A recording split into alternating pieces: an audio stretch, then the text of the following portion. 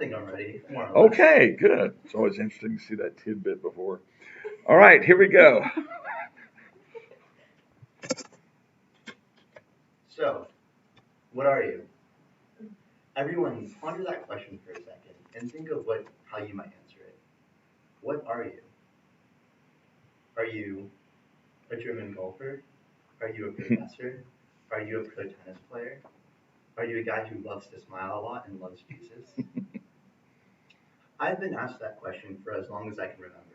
The first instance of which was probably when I was 5 years old, and one of my teachers in kindergarten asked me, "What are you?" And I made the joke, and I'm like, "Oh, I'm a stay-at-home astronaut. I'm a Martian. I'm a cheese enthusiast. I'm a helicopter." But I didn't really understand what they were asking until I got a little bit older. For as long as I could remember, everyone would be interested in the look that my mom coined as being tall, dark, and handsome. Now, this international look that everyone was curious about, I would usually just give them the spiel because I'm of mixed race, so sometimes it's hard for people to guess exactly what I am on the first try. Um, and I remember this question came up one time when I was at a luau with one of my best friends and his family. And his family didn't know me super well, so they just asked me, "Hey Ryan, what are you?" And instead of giving my little usual spiel of what I am, I just said, "Hey, take a guess." But little did I know that this one question would lead us to a guessing game that led to my friend's dad pulling out an old, dusty globe from the garage. Now, let me tell you, this globe was old. I thought it was old enough to vote, personally.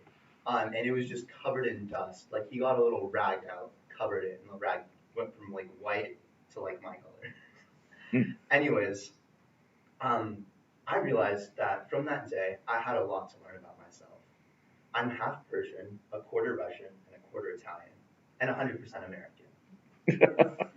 Now, what I learned was I could easily locate like Russia, which is the large landmass in Eastern Europe, and I could obviously locate Italy, the boot, but I had trouble finding Iran on the map. And then after a while, I like looked around and I'm like, oh, there's Iraq, there's Iran.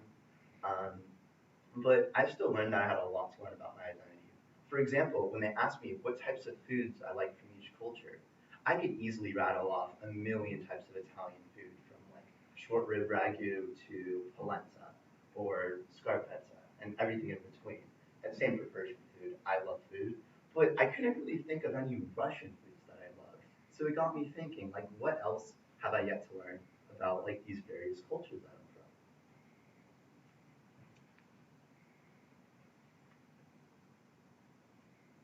Now, fast forward to my 10th grade humanities class. We were assigned a project about, you guessed it, our identity. And our teacher said, pick one country that you identify with the most and do a project about it. And I'm like, whoa, whoa, whoa, whoa, whoa, slow down there. One country? I'm from three, what do I do? And she said, oh, just pick one. But I couldn't really just pick one because I felt like I was so like entwined with all these cultures, and just picking one wouldn't be a true representation of who I really am. So I asked her, "Is it okay if I did all three?" She thought about it and she was like, "Okay, I guess." Because I explained to her that I'm not just from one country, I'm from three, I'm of mixed race. So the day of the project presentation comes, and everyone does something a little bit different. Some people cook food from their countries. Some people just give a little like infographic about like the history of their countries, etc. Now I did something really different. I had the desks arranged so I was the like first presentation, and when people come in, the desks were arranged in a musical chairs pattern. So all the chairs were in a circle facing outwards. Now, I said that everyone just stand around the chairs, and I'm going to start calling out countries. And when you associate with that country, please take a seat and a chair. So I would list off countries from Canada to Mexico to Zimbabwe to everything in between. And I got to the point where everyone was finally seated, including the teacher, but I was left standing. And I said, the reason why I'm left standing is because I don't associate with just one country. And me being able to stand is metaphorically representative of how I'm not just stuck in that one chair, that one mindset, that one mentality of one country, I'm from a diverse countries that allow me to like metaphorically like walk around and interact with my seated peers in ways that I wouldn't have been able to if I was also sitting down facing outwards.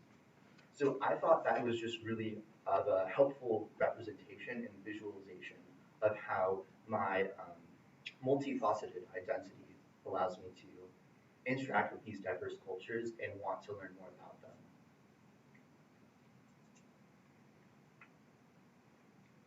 Now, I still realize that I have a lot to learn about my family's background. So in doing so, I decided that I was going to speak more Farsi with my mom at home, and we still like call it over FaceTime. And sometimes like I'll just be in my um, common room, and my friends will be like, "Hey Ryan, what language are you speaking?" Sometimes it'll be Farsi, sometimes it'll be Russian, sometimes it'll just be Spanish.